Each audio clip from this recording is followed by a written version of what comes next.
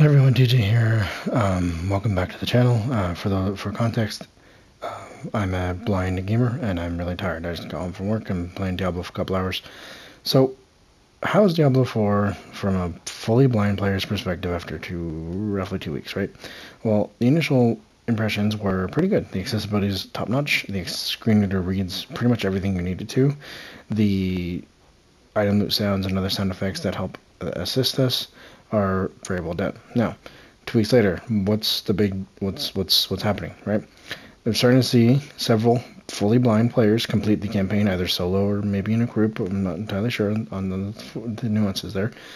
But the point remains, blind people are completing the campaign. That is a thing that is happening. It is not easy. Takes a lot of patience, sure, but it is being completed. It's being done.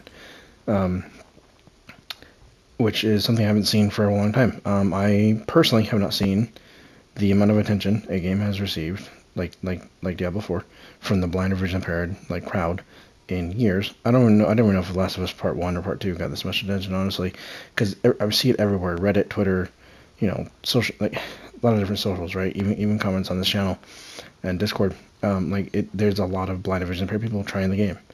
Playing the game, figuring it out, nabbing, right? Not nabbing, but they're learning. And after 2 weeks, the fact that people are getting campaigns, and the fact we've completed strongholds. So I've completed a stronghold solo. Myself and Brandon just completed a dungeon. It's pretty nice. It feels pretty good to know blind people are actually completing. Now, here is the actual just overall game structure, what's happening. We had a big patch yesterday. Realistically, it didn't change a whole lot. It did buff a couple things here and there, a couple core skills, a couple passives, sure, and everyone's basic skills got buffed, which is makes leveling feel better, sure. It didn't really check out the meta, but it did offer Nightmare Dungeon teleports. It did offer actual rewards for Nightmare Dungeon completion and Nightmare Dungeon kills. Monsters, Helltides got more XP. And the Tree of Whispers got more rewards too. So basically, a lot of the endgame stuff that is there, we buffed, so that's pretty nice. The actual class balance is pretty good. I immediately noticed the difference on my druid when I started playing today. Things just feel a bit stronger, a little more, a little less awkward.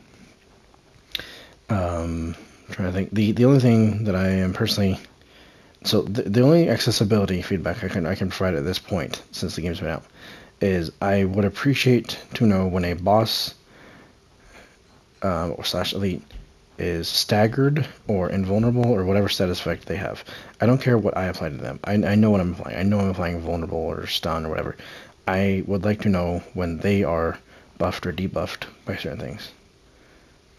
But not be manually hitting them. Oh, they're vulnerable. Me hitting them, they're stunned, whatever.